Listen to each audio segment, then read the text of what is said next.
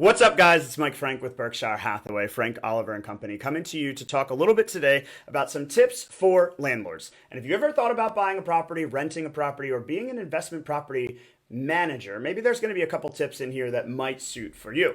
Before we run down that road, last week you might have noticed on an Instagram feed we saw a lot of the who's who of Baltimore at our Live Baltimore birthday bash, and so thankful to the guys over there that we could be a partner with them and support in their endeavors to grow and create more opportunities for the buyers that are working in the community. So thank you so much, Scott, Annie, and all the people over there at Live Baltimore. It was a great event and really had a great time. Thank you so much for the opportunity. And same day, same time, Maggie had her first settlement. So really excited for her. It's a great experience for us to see people kind of going through the process and navigating the home buying experience, not only as a buyer or a seller, but also as an agent. And going through the first time by herself, completely on her own, was really, really exciting for us. So congratulations to Maggie.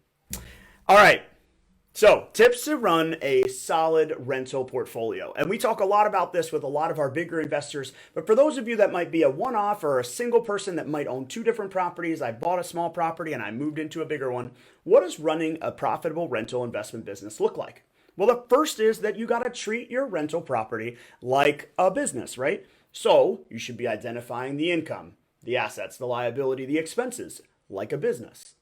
You should be looking at every property as its own little catacomb of business. If you have 10 of them, each individual one should be run as if it were its own business falling under an umbrella.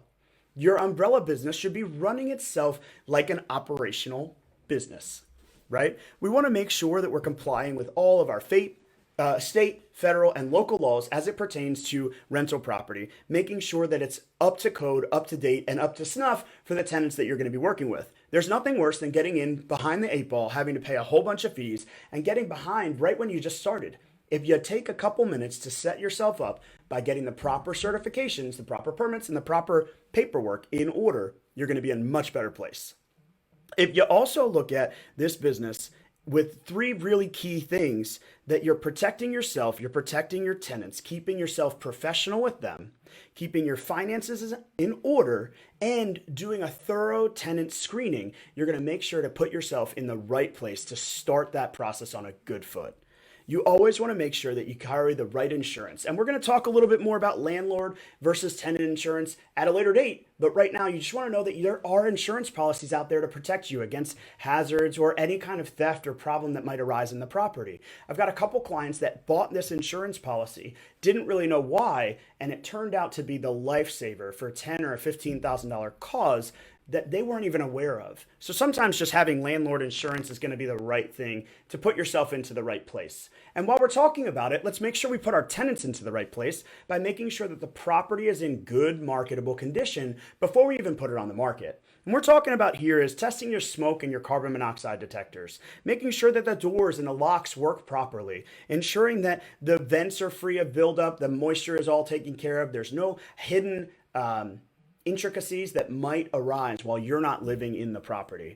It's always important to know what could be an issue and know who you're going to call when that comes up. So have your plumber, have your HVAC, have your roofer, have your locksmith, have these people in a written list, just like we do for all of our clients. When something comes up, you want to know who to call so that at that time, you're that much more prepared.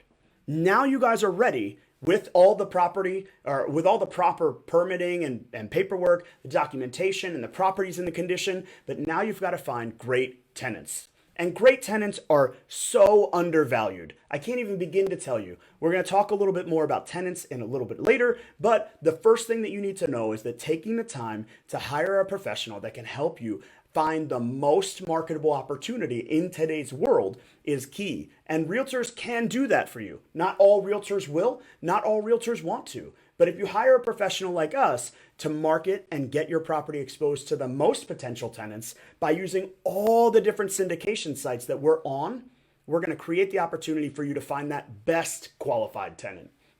It's not always the first one. It's the best one that's the most important. And while you're thinking about hiring the right people, you might consider hiring a property manager.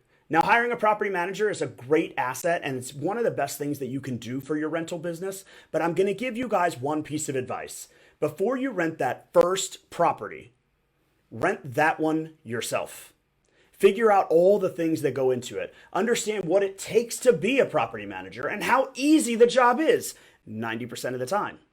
That 10% of the time that job sucks for you in your first tenancy, that's when you're really going to value the money that you're paying a property manager. You're going to understand the do's and don'ts and the things that they want you to take care of and the things in which they might take advantage of you because you don't know otherwise. If you take that responsibility on with your first one, you'll truly value what a property manager can do when you have 3 and 7 and 10.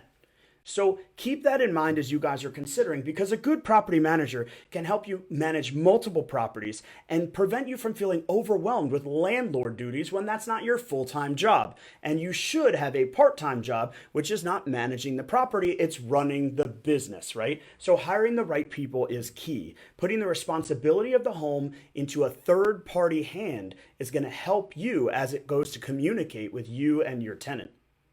Now, the last thing we're going to talk about today, and there's so much more here, is really setting the right price. Now, price is key because it's what attracts people, it's what secures your investment, and it's what creates your long-term equity. Now, you might think that if I set the price at $1,600 for my 2-bedroom apartment, that might be a great price, but I could also get $1,800. Well, how many eyes are you going to see on it at $1,600? How many eyes are you going to see on the property at $1,800? Are you going to expose yourself to the most marketable buyer, or are you going to go to a buyer that might be desperate, or a buyer that might not otherwise qualify, or a buyer that might not be the ideal candidate for your largest investment? You want to set the price that's going to attract the right candidate to be the tenant of your home and keep you in a profitable equity position for the longest period of time. It's not all about what the market has to say. It's also about the relationship between the owner and the landlord, as well as the tenant. And so keep that in mind as you guys are considering setting price. There's a lot of factors there. Doesn't matter what you guys own or how you want to build it together. There's so many variables that you might want to consult reaching out to a realtor, and you might want to talk to them about all these things and more. I mean, we're going to be talking about background checks. We're going to be talking about the rules of landlord and tenant management. We're going to be talking about a rental agreement. And what does that look like for you? Ways that you can collect payments and ways that the state is going to allow you to do that. Managing money and trust funds. There's so much to a rental property that you might own one and you might realize that you need to hire somebody that's a professional to manage that one so you can leverage your time and get into another opportunity. Rental properties are a great way to make money in a long-term equity play. And if you do it in the right way, with the right professional supporting you, it can be a great asset for you as you look towards long-term equity gain. Thanks so much for following. If you don't, follow, subscribe, like, share, and we'll talk to you real soon. Thanks so much. Thanks for watching. Make sure you like and subscribe for weekly content. Also, check out our social media pages. The links are in the description below. See you next week.